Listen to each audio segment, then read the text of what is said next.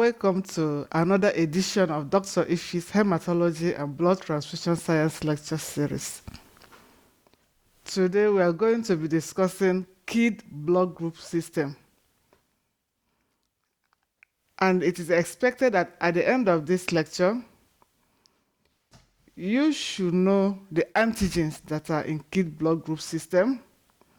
You should be able to describe the antibodies in KID blood group system, and also understand the genetics and inheritance of KID antigens. And of course, you should be able to explain the clinical importance of KID antibodies. History. In 1951, a patient named Mrs. KID was found to have produced antibodies targeted against a then unknown red cell antigen during her pregnancy. The marker was present on the red blood cells of her fetus, and the maternal antibodies targeted against it caused fatal hemolytic disease of her newborn child. The blood group was named after Mrs. KID, in whom the first antibody was isolated. The protein was given the name JKA and was the first antigen to be discovered in the KID blood group system. Since then, two other antigens, JKA and JK3, have been found. In 1959, the first example of null phenotype, that is JKA minus and B minus, was found in a woman who had become jaundice after a blood transfusion. Her serum was found to contain an antibody that reacted against both JKA and JKB antigens, and this antibody was subsequently named anti-JK3. The KID blood group system contains only 3 antigens.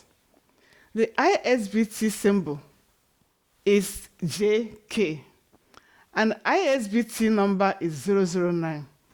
The antigens are JK1, JK2, and JK3. JK1 can also be known as JKA, and JK2 can also be called JKB. The nature of antigen of KID blood group system. The antigens in KID blood group system are proteins. They are protein, and this protein is an integral part of red blood cell membrane. It's a transmembrane protein containing 389 amino acid residues. It is a multi-pass protein that is predicted to span the membrane, the red blood cell membrane, 10 times, with both the N terminus and C terminus being intracellular. The amino acid sequence determines the specificity of these KID antigens. And the KID protein consists of 2 hydrophobic domains that each span the membrane 5 times, and they are linked by a large glycosylated extracellular loop. The JKA JKB polymorphism is found on the neighboring 4th extracellular loop, and the JKA JKB antigens frequently exhibit dosage effects. Very, very important.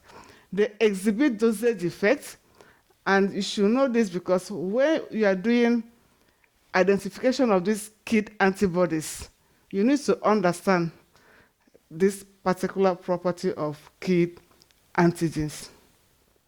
Now, expression of KID antigens. KID antigens are limited to red blood cell membrane and the kidney, specifically in the vasa recta. Now, function of KID protein. The KID protein is a major urea transporter in the red blood cell membrane. It is a major urea transporter in the red blood cell membrane. And it rapidly transports urea into and out of red blood cells, and in the process helps to maintain osmotic stability. The transport of urea by the KIT glycoprotein in the kidney enables the kidney medulla to maintain a high concentration of urea, which in turn enables the kidney to produce concentrated urine. Absence of KIT glycoprotein is not associated with any disease. The red blood cells in kidney individuals have a normal shape and lifespan. That is, the red cells of those people that do not have KIT antigens, they have normal shape and also normal lifespan. But individuals that are kidney phenotype, those individuals that do not have KIT antigens, they are unable to maximally concentrate urine, but it does not cause any other health problem. The only disadvantage is that they are this non-phenotype individuals, kidney phenotype individuals are unable to concentrate, maximally concentrate urine, but their red cells and red cell lifespan is perfectly normal. Now, the genetics.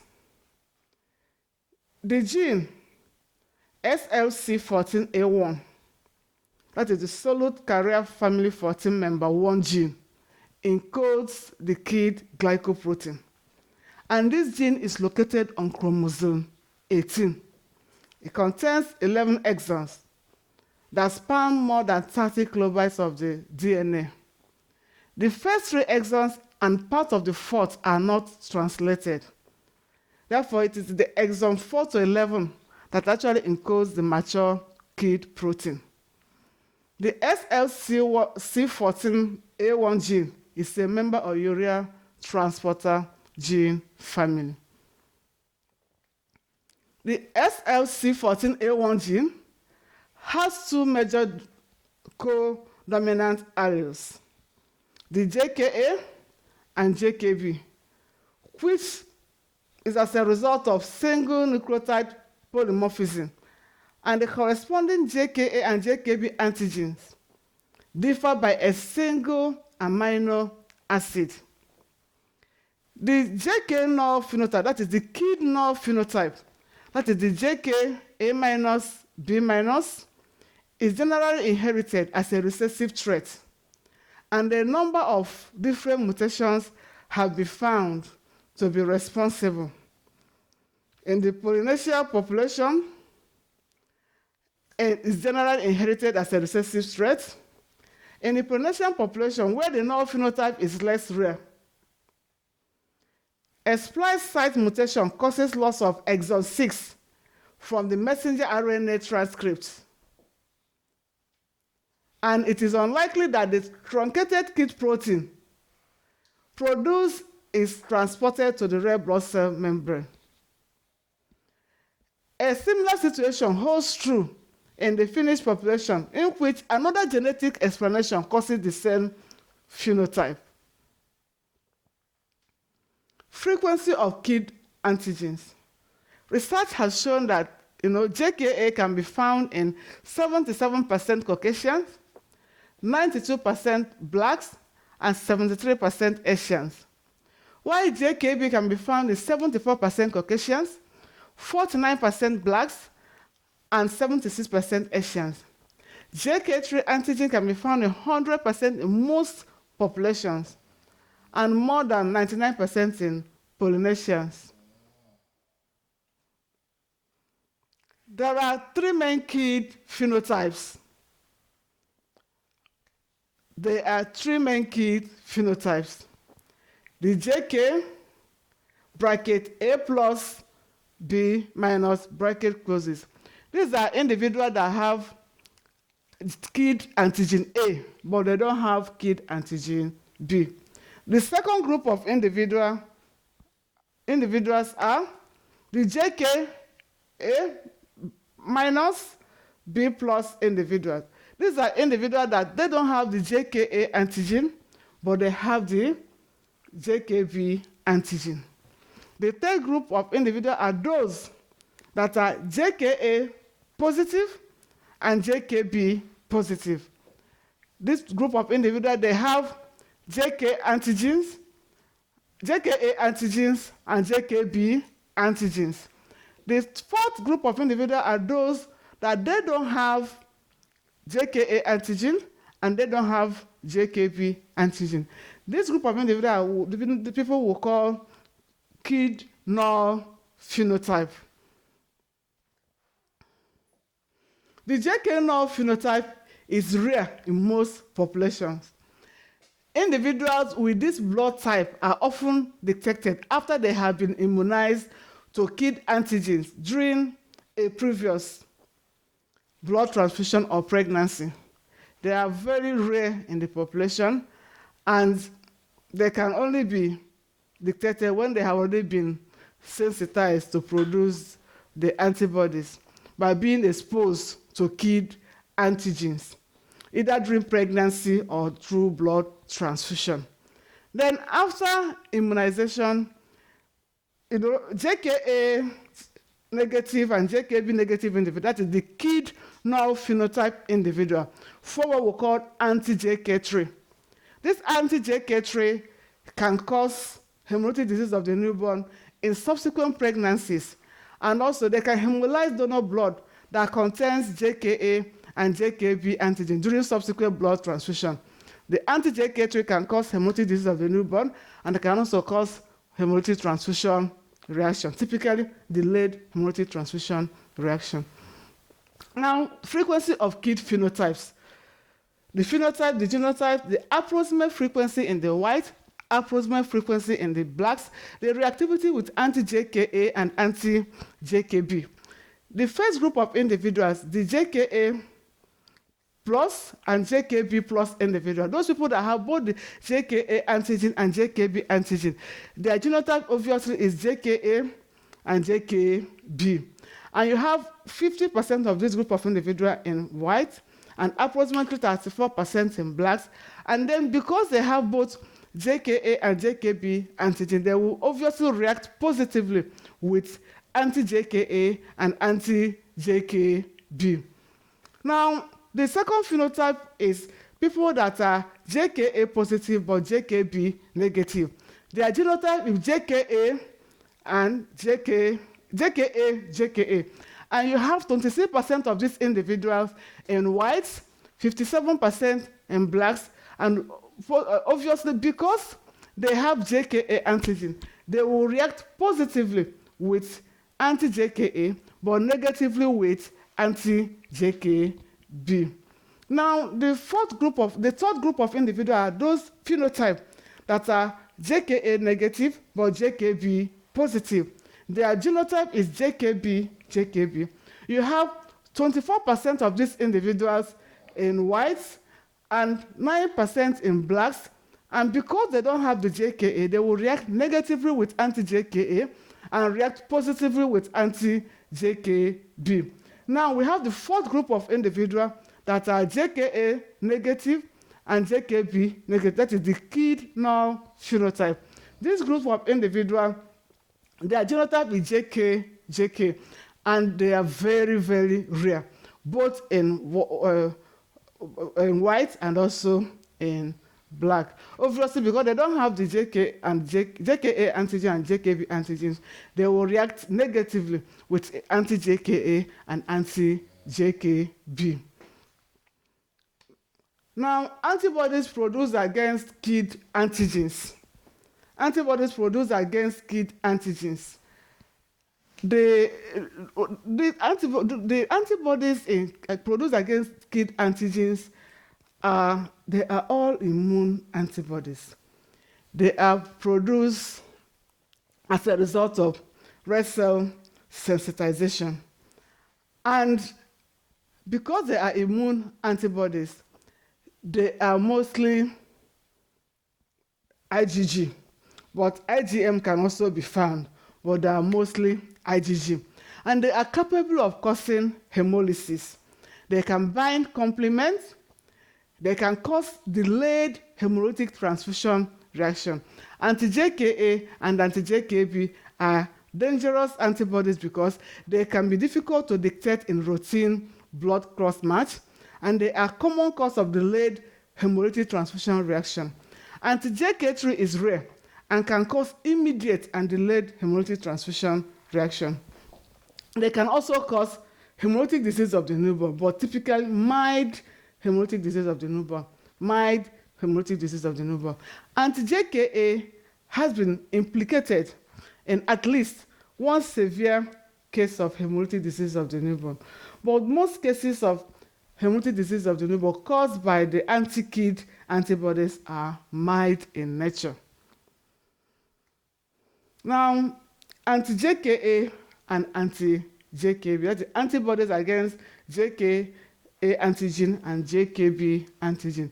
Like I said earlier, they are normally IgG in nature, stimulated by transfusion or pregnancy, and they can activate complements. They are active by anti-human AHG, anti-human globulin, and also enzyme technique. You can actually select them using enzyme technique at 37 degrees Celsius, and capable of causing hemolytic transfusion reaction and hemolytic disease of the newborn. They are relatively rare antibodies. Anti-JKA is actually more frequent than anti-JKB, but usually found with other antibody specificities.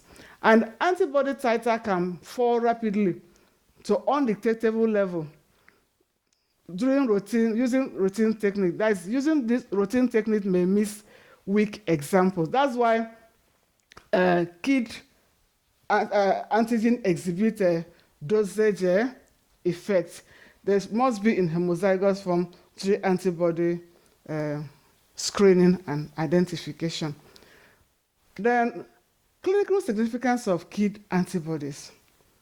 The KID antibodies are often difficult to detect, making them hazardous in transfusion reaction, where they are suspected to be a common cause of delayed hemolytic disease of the newborn. Where they are suspected to be a common cause of delayed hemolytic transfusion reaction. And anti-JKA can cause several and fatal hemolytic transfusion reactions, but it is more commonly associated with less severe delayed hemolytic transfusion reaction. It has been estimated that over 1/3 of delayed hemolytic transfusion reactions are caused by anti-JKA. Case studies have also pointed to anti-JKB as being responsible for severe delayed hemolytic transfusion reaction. Anti-JK3 has also been responsible for causing severe hemolytic transfusion reaction, both immediate and delayed. So, KID antibodies can cause transfusion reaction. Another clinical significance of KID antibodies is that they can also induce hemolytic disease of the newborn. During pregnancy, fetal KID antigens are capable of causing alloimmunization of the mother.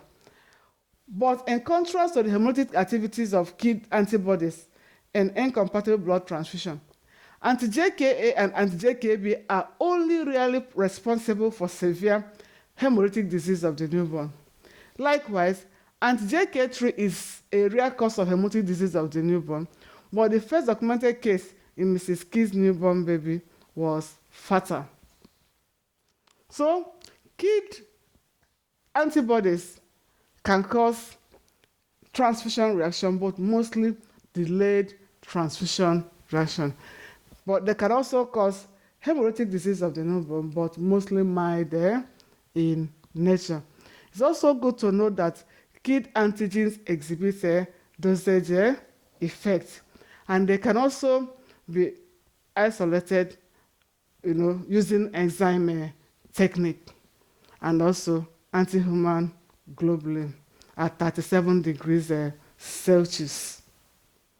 Thank you very much. These are my references for further studies, and I hope that you've learned one or two things from today's lecture, feel free to give us feedback. Thank you very much.